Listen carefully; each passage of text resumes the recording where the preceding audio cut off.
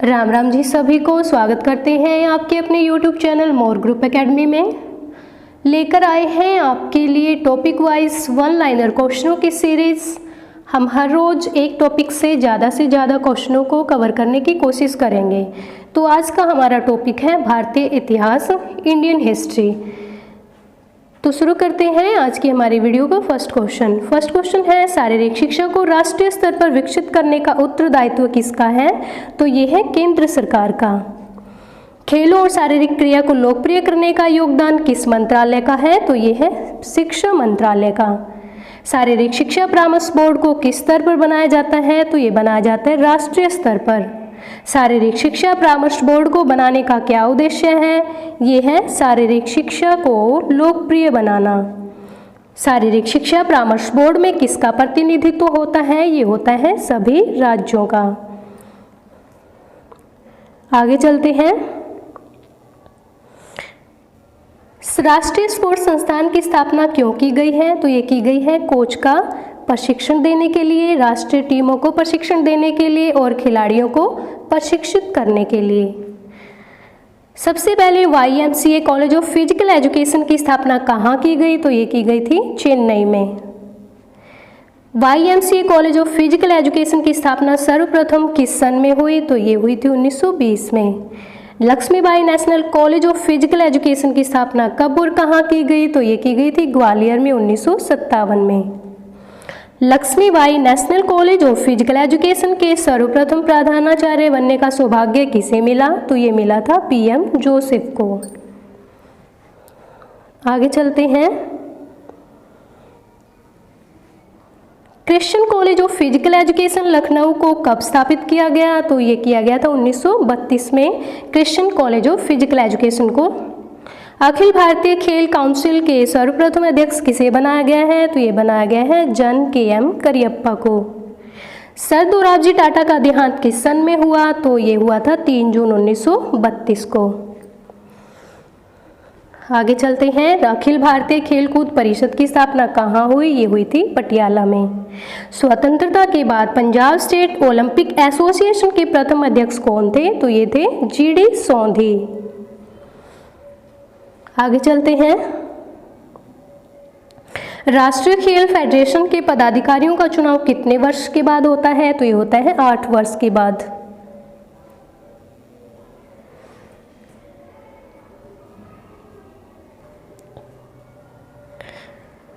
यदि किसी फेडरेशन में झगड़ा या विवाद हो जाता है तो उसका समाधान किसके द्वारा किया जाता है? तो ये किया जाता है अखिल भारतीय खेल समिति एवं भारतीय समिति के द्वारा। आगे चलते हैं। जिम्नास्टिक फेडरेशन ऑफ इंडिया की स्थापना कब हुई? तो ये हुई थी 1951 में। National rifle association of India को कब बनाया गया? तो ये बनाया गया था 1951 में। National cycle federation of India की स्थापना कब हुई? तो ये हुई थी 1946 में। ऑल इंडिया बिलियर्ड्स एसोसिएशन को कब बनाया गया था? ये बनाया गया था 1940 में। आगे चलते हैं।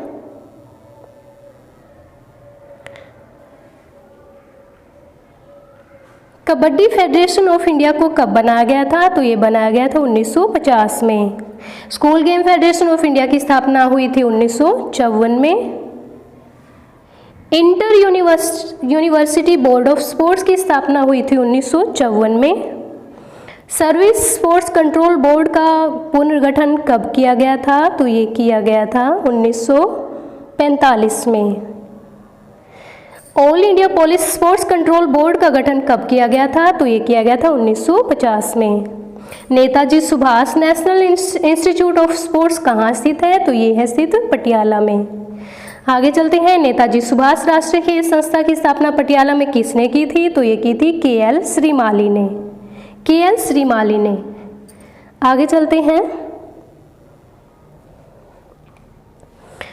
नेताजी सुभाष राष्ट्रीय खेल संस्थान का संचालन किसके द्वारा किया जाता है? तो ये किया जाता है sports society of physical education and sports के द्वारा। Society of physical education and sports के द्वारा नेताजी सुभाष राष्ट्रीय खेल संस्थान का संचालन किया जाता है। राष्ट्रीय शारीरिक फिटनेस कार्यक्रम का शुभारंभ किस सन में किया गया था? ये किया गया था 1959-60 में। राष्ट्रीय शारीरिक योग्यता परीक्षा पुरुष वर्ग में कितने वर्ग में ली जाती है? तो ये ली जाती है 4 वर्ग में। राष्ट्रीय शारीरिक योग्यता महिला वर्ग में कितने वर्ग में ली जाती है? तो ये 3 वर्ग में ली जाती है। आगे चलते हैं। किस विश्वविद्यालय को स्पोर्ट्स यूनिवर्सिटी ऑफ इंडिया कहा जाता है? तो ये कहा जाता है Lakshmibai national college of physical education को। Lakshmibai national college of physical education को स्पोर्ट्स यूनिवर्सिटी ऑफ इंडिया कहा जाता है। आगे चलते हैं। मौलाना अबुल कलाम आज़ाद ट्रॉफी में विजेता को कितनी राशि दी जाती है? तो ये दी जाती है 15 लाख। अखिल भारतीय खेलकूद परिषद की प्रथम शाखा किस सन में बेंगलोर में बनाई गई? तो ये 1978 में बनाई गई थी। आगे करते हैं। वर्तमान में अखिल भारतीय खेलकूद परिषद की शाखा किस स्थान पर है? तो ये है औरंगाबाद में। नेक्स्ट क्वेश्चन है, पंजाब स्टेट ओलंपिक एसोसिएशन के पहले अध्यक्ष कौन थे? तो ये थे एच.एल. गैरिट। आगे चलते हैं। पहली बार कला प्रतियोगिता को किस ओलंपिक में सम्मिलित किया गया था? तो ये किया गया था 1928 की एम्स्टर्डम ओलंपिक में कला प्रतियोगिता को शामिल किया गया था 1928 के एम्स्टर्डम में। आगे चलते हैं। पेंटिंग व ड्राइंग को किस वर्ष ओलंपिक पुरस्कार में बाहर कर दिया गया था? तो ये किया गया था 1949 में। किस ओलंपिक में पहली बार डोपिंग के खिलाफ शपथ दिलाई गई थी? तो ये दिलाई गई थी 2000 के सिडनी ओलंपिक में। आगे चलते हैं। भारतीय ओलंपिक संघ में उपाध्यक्ष के पद कितने होते हैं? तो ये होते हैं 9। साई की कार्यकारिणी बैठक के अध्यक्ष कौन होते हैं? तो ये होते हैं मानव संसाधन मंत्री। नेक्स्ट क्वेश्चन करते हैं। साई की आम सभा का सदस्य किसे बनाया जाता है? तो ये बनाया जाता है प्रधानमंत्री को। साई का दक्षिणी केंद्र का मुख्यालय कहाँ पर है? तो ये है बेंगलोर में। आगे करते हैं। केंद्रीय सरकार फिजिकल एजुकेशन कमेटी जिसको ताराचंद कमेटी कहा जाता है, उसको कब बनाया गया था? तो ये बनाया गया था 1948 में। नेशनल डिसिप्लिन स्कीम NDS कब प्रारंभ की गई थी? तो ये की गई थी 1954 में। आगे करते हैं। राजकुमारी अमृत कौर कोचिंग स्कीम कब प्रारंभ की गई थी? तो ये की गई थी 1953 में। पयोली एक्सप्रेस किस महिला खिलाड़ी को कहा जाता है? तो ये कहा जाता है PT उषा को पयोली एक्सप्रेस के नाम से भी जाना जाता है। व्यायाम विशारद कब प्रारंभ किया गया? ये किया गया था 1924 में। कुंजरू समिति की स्थापना कब हुई थी? तो ये हुई थी 1959 में। किस काल में योगा का जन्म हुआ? तो ये हुआ था वैदिक काल में। रामायण और महाभारत किस काल में हुए? तो ये हुए थे महाकाव्य काल में। इपिक काल में विद्यालय को क्या कहा जाता था? तो ये कहा जाता था गुरुकुल। आगे चलते हैं। किस काल में शारीरिक शिक्षा को शारीरिक रूप से स्वस्थ रखने के लिए पढ़ाया जाता था? तो ये पढ़ाया जाता था नालंदा काल में। किस काल के राजाओं ने योग पर प्रतिबंध लगा दिया था? तो ये लगाया था मुस्लिम काल में। मुस्लिम काल में कौन सा राजा चौगान खेलते हुए मर गया था? तो ये थे कुतुबुद्दीन ऐबक। YMCA की स्थापना चेन्नई में किसने और कब की? तो ये की थी HC बक के द्वारा 1920 में। आगे चलते हैं। HVPM की स्थापना किसने और कब की? तो ये की थी वैद ब्रदर 1914 में। वैद ब्रदर ने 1914 में HVPM की स्थापना की थी। HVPM हनुमान व्यायाम प्रसारक मंडल ने 5 वीक का समर कोर्स युवाओं के लिए किस सन में शुरू किया था? तो ये किया था सन 1924 में व्यायाम विशारद। नेक्स्ट क्वेश्चन है। लखनऊ कृष्ण कॉलेज की स्थापना हुई थी 1932 में। कांदिवली में शारीरिक शिक्षण संस्थान की स्थापना कब हुई थी? ये हुई थी 1938 में। NAPER की स्थापना कब हुई थी? ये हुई थी 1946 में। HVPM हनुमान व्यायाम प्रसारक मंडल ने पहली बार ओलंपिक में व्यायाम का प्रदर्शन कब और कहाँ किया? तो ये किया था 1936 में बर्लिन ओलंपिक में। आगे चलते हैं। CABPER की स्थापना कब हुई? तो ये हुई थी 1950 में। AICS all India council of sports की स्थापना हुई थी 1954 में। AICS के पहले चेयरमैन कौन थे जिन्हें इसकी शुरुआत का श्रेय भी जाता है? तो ये थे स्वर्गीय मौलाना अबुल कलाम आज़ाद। आगे चलते हैं।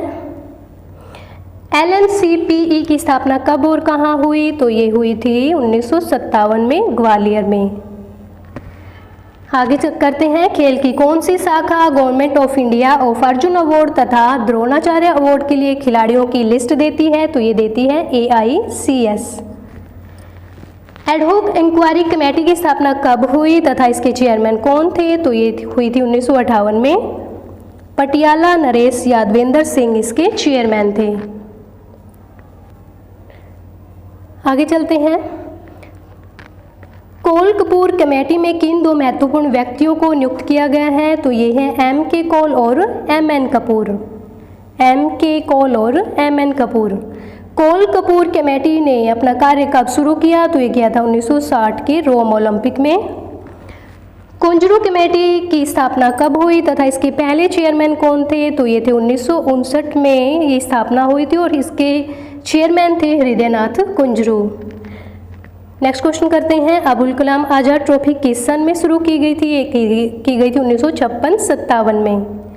राजकुमारी अमृत कौर कोचिंग स्कीम किस सन में शुरू की गई थी? ये की गई थी 1953 में। आगे चलते हैं। NCC की शुरुआत कब और किसने की? तो ये की थी पंडित हृदयनाथ कुंजरू ने। नेशनल फिजिकल एफिशिएंसी ड्राइव की शुरुआत कब हुई? ये हुई थी 1959-60 में। NCC की फुल फॉर्म क्या है? ये है नेशनल सर्विस स्कीम। NSS की शुरुआत कब हुई? तो ये हुई थी 1969 में।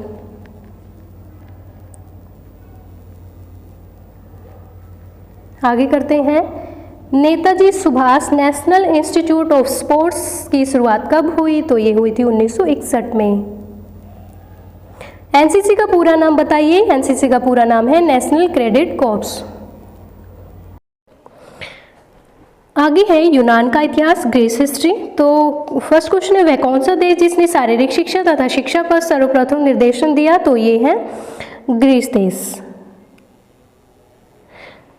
शारीरिक शिक्षा और शिक्षा पर सर्वप्रथम निर्देशन ग्रीस देश ने दिया। अरस्तु तथा प्लेटो किस देश से संबंध रखते थे? तो ये रखते थे ग्रीस देश से। अरस्तु और प्लेटो ग्रीस देश से संबंधित थे। इलियड और ओडिसी कविताएं किसने लिखी? तो ये लिखी थी होमर ने। इलियड और ओडिसी कविताएं होमर ने लिखी। आगे चलते हैं। स्पार्टा काल में, स्पार्टा काल की हिस्ट्री के बारे में जानते हैं। तो इसका फर्स्ट क्वेश्चन है, तानाशाह शासन ग्रीस के किस काल में था? तो ये था स्पार्टा काल में। किस काल में नागरिकों को शहर का सैनिक कहा जाता था? तो ये कहा जाता था स्पार्टा काल में नागरिकों को शहर का सैनिक कहा जाता था। स्पार्टा काल में शिक्षा का क्या उद्देश्य था? तो ये था man of action. Man of action. Sparta काल में कमजोर बच्चों को किस पहाड़ी से फेंका जाता था? तो ये फेंका जाता था माउंट टाइगेट्स पर्वत से कमजोर बच्चों को पहाड़ी से फेंक दिया जाता था। स्पार्टा के शिक्षा पद्धति को क्या कहा जाता है? तो ये कहा जाता था एगोग। स्पार्टा की शिक्षा पद्धति को एगोग कहा जाता था।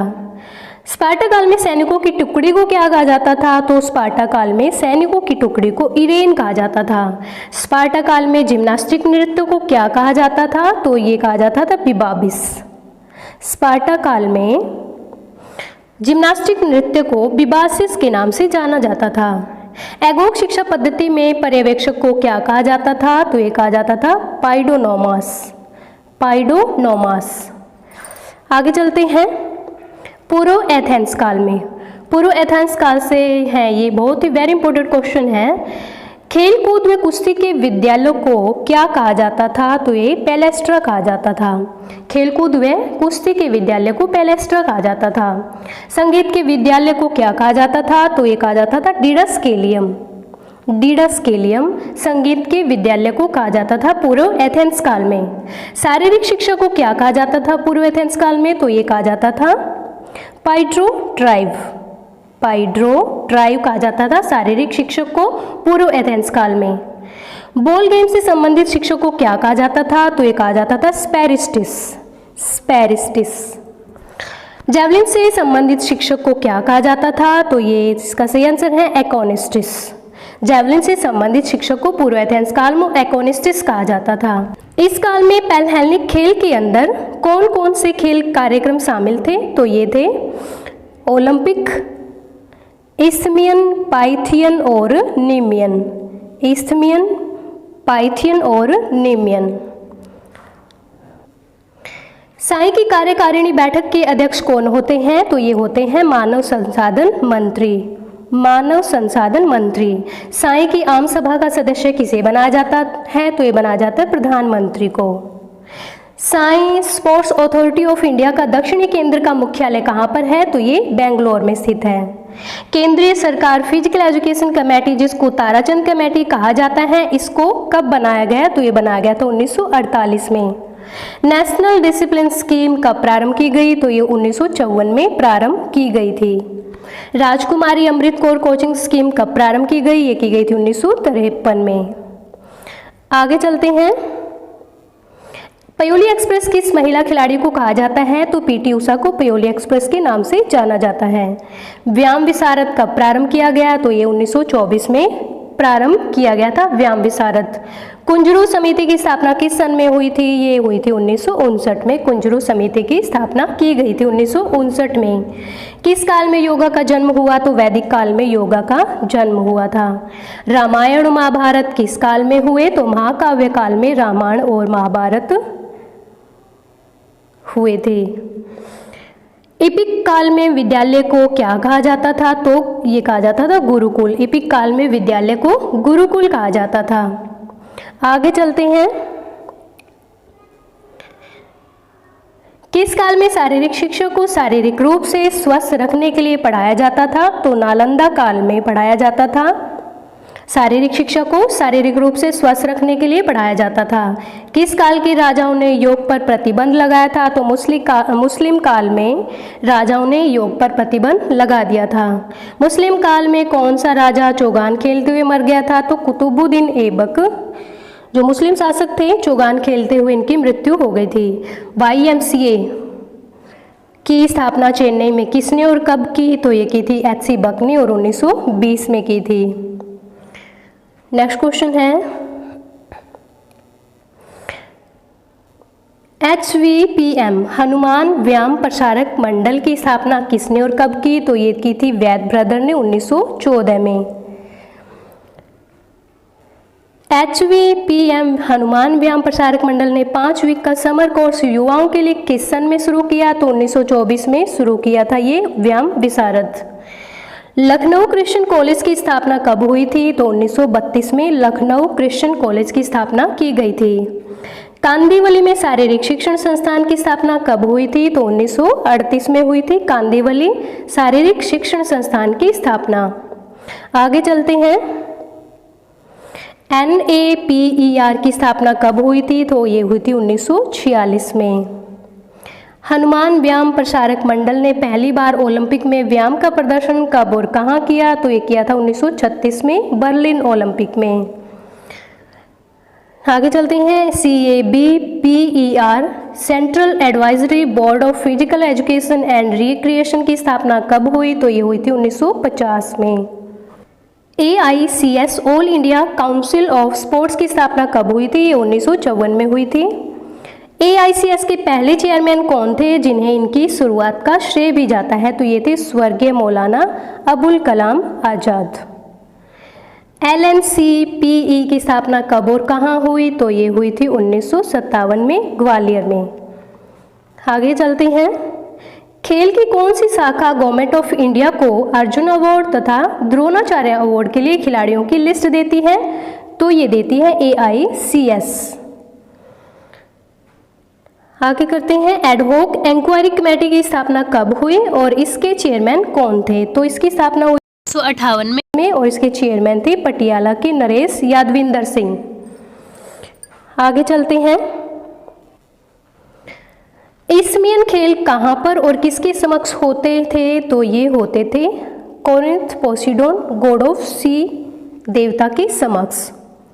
कोरिन्थ पोसीडोन गॉड ऑफ सी देवता के समक्ष होते थे इस्मियन खेल। नीमियन खेल कहाँ और किसके समक्ष होते थे? तो ये होते थे एर्गोलिस जियस के सामने।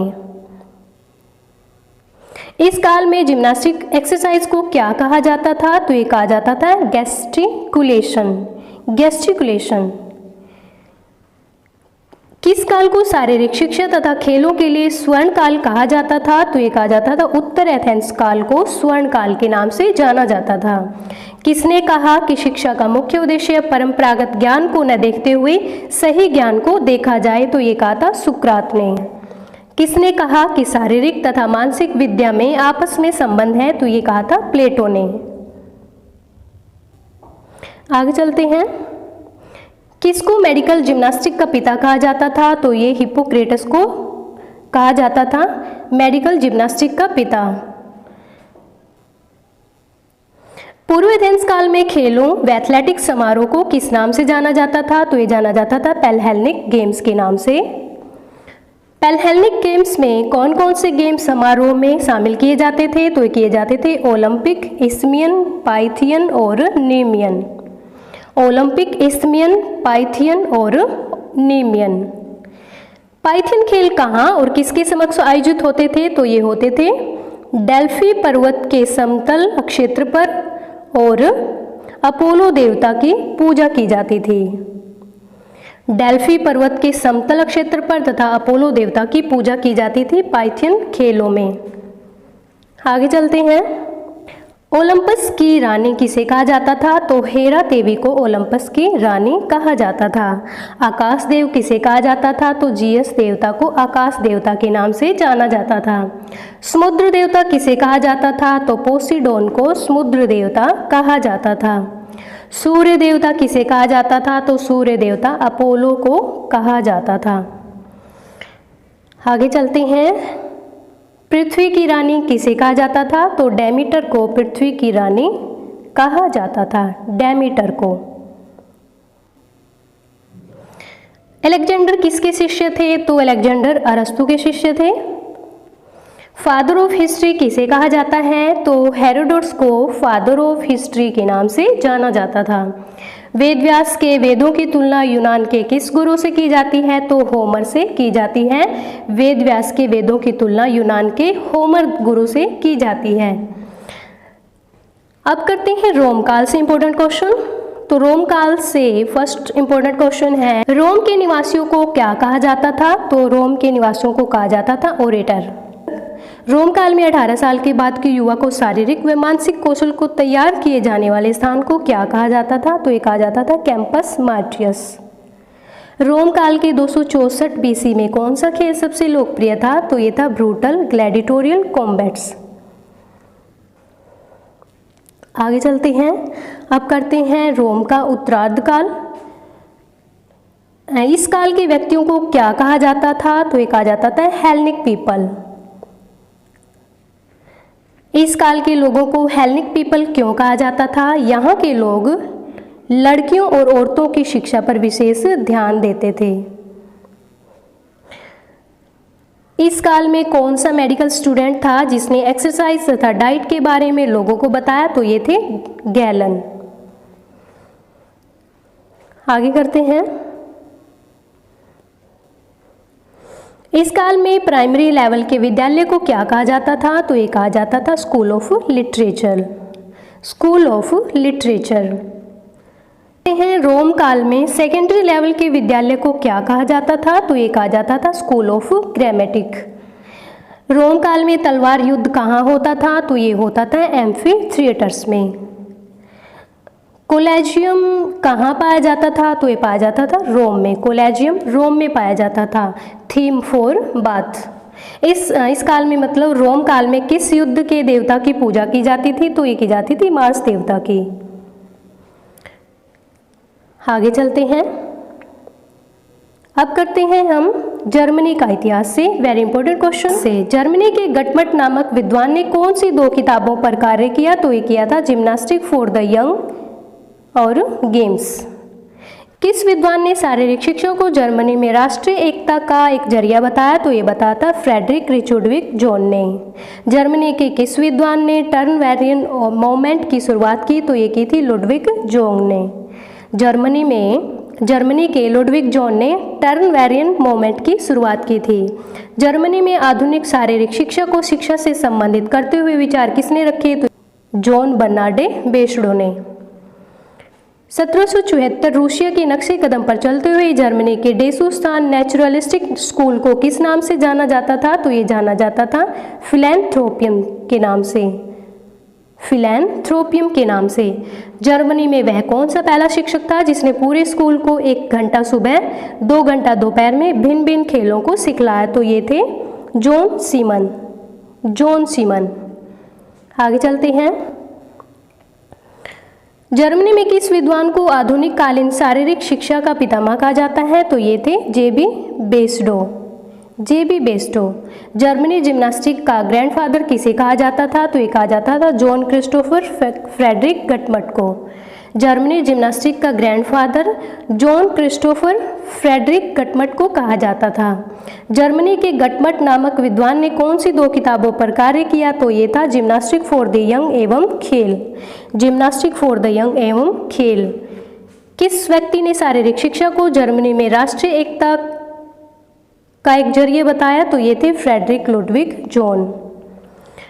फ्रेडरिक लुडविग जॉन ने शारीरिक शिक्षा को जर्मनी में राष्ट्रीय एकता का एक जरिया बताया। आगे चलते हैं। जर्मनी के किस विद्वान ने टर्न वेन मूवमेंट की शुरुआत की? तो ये की थी लुडविग जॉन ने। लुडविग जॉन ने 1811 में टर्न प्लास्ट किसका नाम दिया? तो ये है एक आयताकार मैदान को जिसके अंदर बैलेंस बीम, हॉरिजॉन्टल बार और ट्रैक आदि बनाया गया था। जर्मन जिम्नास्टिक पर किताब किसने लिखी? तो ये लिखी थी लुडविग जॉन ने 1816 में। जर्मनी जिम्नास्टिक पर लुडविग जॉन ने 1816 में एक किताब लिखी थी। किस विद्वान ने manual of gymnastic for school नामक किताब लिखी? तो ये लिखी थी एडोल्फ स्पीज ने। एडोल्फ स्पीज ने। जर्मनी द्वारा मॉन्ट्रियल ओलंपिक में 3रा स्थान प्राप्त करने के पश्चात शारीरिक शिक्षा को पहली कक्षा से अनिवार्य विषय के रूप में रखने में किस विद्वान ने अहम भूमिका निभाई? तो ये थी डी कार्ल डाइम ने। अब हम करेंगे स्वीडन का इतिहास। स्वीडन के इतिहास से वेरी इंपॉर्टेंट क्वेश्चन है ये। स्वीडन में शारीरिक शिक्षा को ऊंचा दर्जा दिया जाने में किस विद्वान का हाथ था? तो ये हाथ था पर हेनरिक लिंग का। स्वीडन में शारीरिक शिक्षा को ऊंचा दर्जा दिलाने के लिए पर हेनरिक लिंग का हाथ था। पर हेनरिक लिंग ने जिम्नास्टिक को कितने समूहों में बांटा था? तो ये बांटा था 4 समूहों में। पर हेनरिक लिंग ने जिम्नास्टिक को 4 समूहों में बांटा था। पर हेनरिक लिंग द्वारा शरीर को मजबूती देने के लिए तथा गलत आसन को रोकने के लिए जो अभ्यास बनाए गए उनको क्या नाम दिया गया? तो ये दिया गया था फ्रॉम गिविंग मूवमेंट। पर हेनरिक लिंग की याद में 1939 तथा 1949 में उनकी बरसी के दिन कौन सा समारोह आयोजित किया गया था? तो ये किया गया था दी लिंगयार्ड। दी लिंगयार्ड। हनुमान व्यायामशाला प्रसारक मंडल अमरावती की एक टीम ने किस लिंगयार्ड में भारतीय सांस्कृतिक व उसकी पद्धति का प्रदर्शन किया? तो ये किया था 1949 लिंगयार्ड 2 और लिंगयार्ड स्टॉकहोल्म में। आगे हम करते हैं जनरल क्वेश्चन जिनके एग्जाम में आने की पूरी संभावना होती है। वेरी इंपॉर्टेंट क्वेश्चन है ये, तो करते हैं जल्दी बिना टाइम गवाएं। निम्न में से किसने ओलंपिक मसाल के एथेंस से आयोजित स्थल तक लाने का प्रचलन प्रथम बार शुरू किया? तो ये किया था एडोल्फ हिटलर ने। अंतर्राष्ट्रीय ओलंपिक समिति का मुख्यालय कहाँ स्थित है? तो ये स्विट्जरलैंड में स्थित है अंतर्राष्ट्रीय ओलंपिक समिति का मुख्यालय। प्राचीन ग्रीस में डिडास्केलियम क्या होता था? तो ये होता था संगीत विद्यालय। प्राचीन ग्रीस में गॉड ऑफ हीलिंग किसे माना जाता था? तो जियस देवता को गॉड ऑफ हीलिंग माना जाता था। लेजियम की स्थापना किसने की थी? तो ये की थी एरिस्टोटल ने। एरिस्टोटल ने लेजियम की स्थापना की थी। आगे करते हैं। प्राचीन रोम में कैंपस मार्टियस क्या होते थे? तो ये होते थे सैनिक मैदान। प्रथम स्पेशल ओलंपिक कहाँ हुए? ये यूएसए में हुए थे प्रथम special Olympic. Turn when movement Germany में किसके द्वारा शुरू किया गया था? ये लुडविग जॉन के द्वारा शुरू किया गया था। राजकुमारी अमृत कौर कोचिंग स्कीम कब शुरू हुई थी? 1953 में शुरू हुई थी ये Rajkumari Amrit Kaur coaching scheme. School game federation of India की स्थापना कब हुई थी भारत में? ये हुई थी 1954 में। आगे चलते हैं। अतिरिक्त शक्ति की धारणा थ्योरी ऑफ सरप्लस एनर्जी किस विद्वान ने प्रतिपादित की? तो ये की थी हर्बर्ट स्पेंसर ने। भविष्यदर्शी धारणा किस विद्वान ने प्रतिपादित की? तो ये की थी कार्ल ग्रोस ने। मनोरंजनात्मक धारणा किस विद्वान ने दी? तो ये की थी Lord Kemps and G.N.W. Patrick ने। पुनः अवलोकन धारणा किस विद्वान ने दी थी? ये दी थी स्टैनले हॉल ने। आगे चलते हैं। मनोविश्लेषण धारणा का प्रतिपादन किसने किया? तो किया था सिगमंड फ्रायड ने। सामाजिक धारणा का सिद्धांत किसने प्रतिपादित किया था अरिस्टोटल ने। आज के लिए इतना ही, मिलते हैं नेक्स्ट वीडियो में। तब तक के लिए आप सभी को मेरा प्यार भरा राम राम।